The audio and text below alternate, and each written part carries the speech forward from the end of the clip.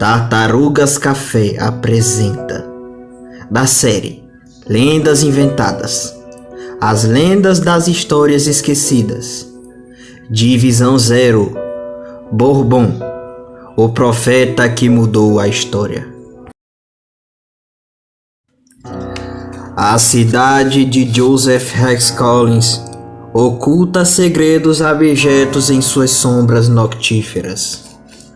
Um desses segredos desenrolou-se no seio de um grupo de demônios insanos e vis.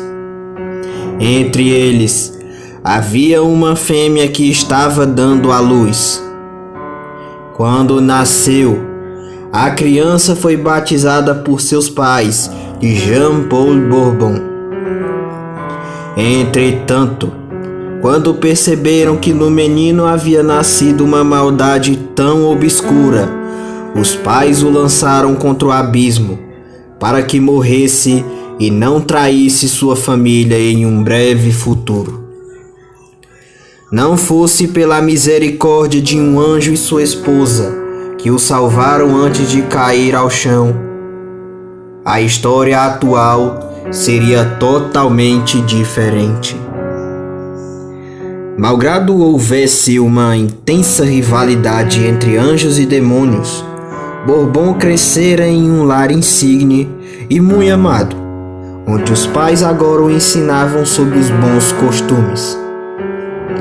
Mas os dois não poderiam entender que aquilo que eles liam como tão subjetivo e relativo era, na verdade, um velho axioma que nem o tempo pode mudar.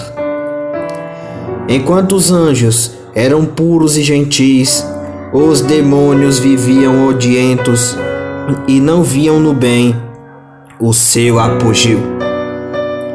Os puros, habitantes da luz, sempre seguirão para a liberdade, enquanto as trevas se juntarão aos déspotas e se aproveitarão da calamidade por eles causada. Às escuras, Bourbon passou a revelar sua natureza malévola, frequentando orgias noturnas e perpetrando crimes que permaneceram abstrusos durante incontáveis eras. Junto a isso, o já adolescente demônio descobriu a natureza de seus poderes, que fariam com que tivesse permissão para alterar o destino de qualquer criatura vivente na Terra. Para testá-los, amaldiçoou seu próprio pai, que o amou e o salvou da morte, a sofrer com intempéries até que apagasse a luz de sua própria vida. Quando o caridoso anjo se foi, Bourbon passou a desfrutar da beleza de sua mãe, satisfazendo ignominiosamente todas as suas concupiscências.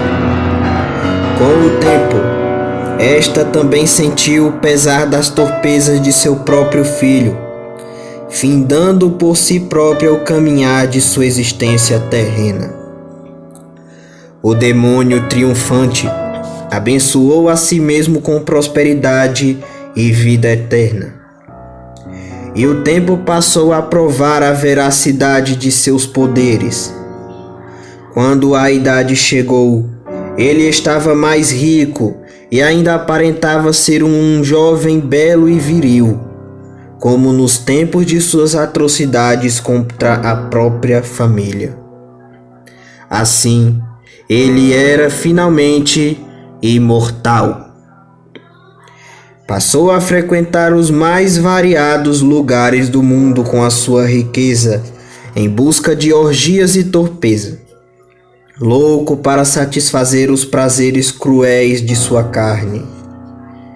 Ele sempre amaldiçoava as pessoas a quem se apegava, somente com o escopo de saciar a sua fome de atormentar o destino.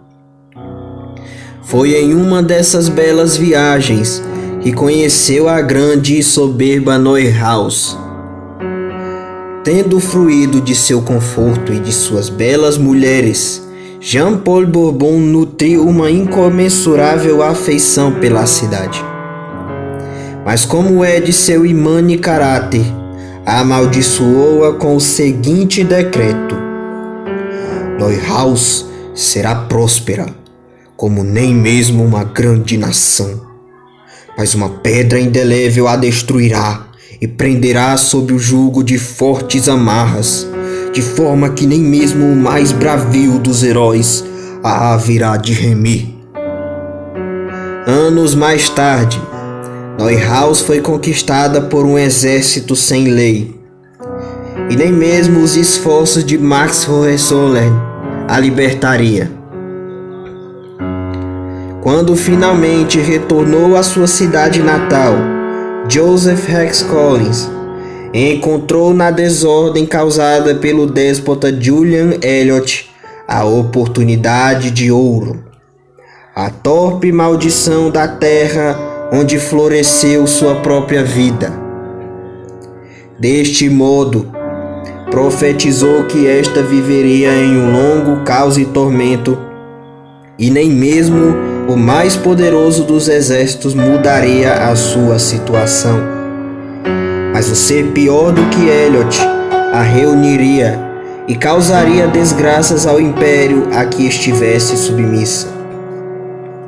Ulteriormente, a guerra e a anarquia assolariam a cidade, e nem mesmo os mais fortes impérios puderam detê-la.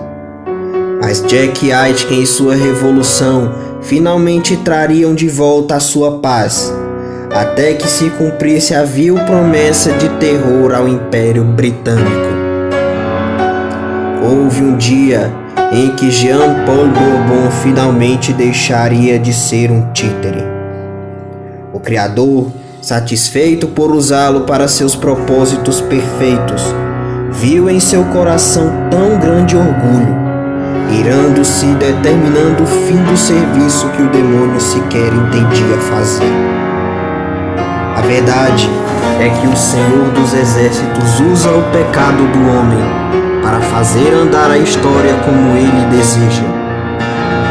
Este, entretanto, não o faz a serviço do Altíssimo, sendo guiado por sua própria vaidade, e assim é esmagado por uma destra que não pode ver nem ouvir. Enquanto caminhava pelos bosques verdejantes, Bourbon vislumbrou um lago de águas cristalinas. Ao olhar para a água, viu refletir-se a imagem da mais bela mulher que já havia visto.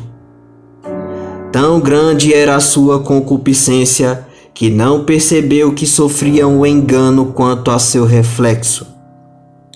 Desejoso, Bourbon mergulhou contra as águas para tocar a mulher.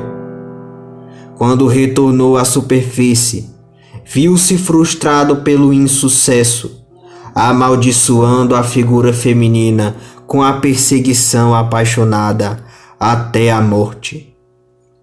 Tendo ido embora, o rancoroso coração demoníaco sequer imaginou que havia amaldiçoado a própria alma. Quando deitou-se e dormiu, o espectro da bela dama apareceu-lhe em sonhos e visões, indicando-lhe onde deveria buscá-la. Ébrio pelos encantos dela e de sua voz melíflua, Bourbon seguiu-a obsessivamente até os confins da terra, terminando congelado em uma caverna anuviada no alto de um monte nas neves. Mas o juízo do Criador nada escapará.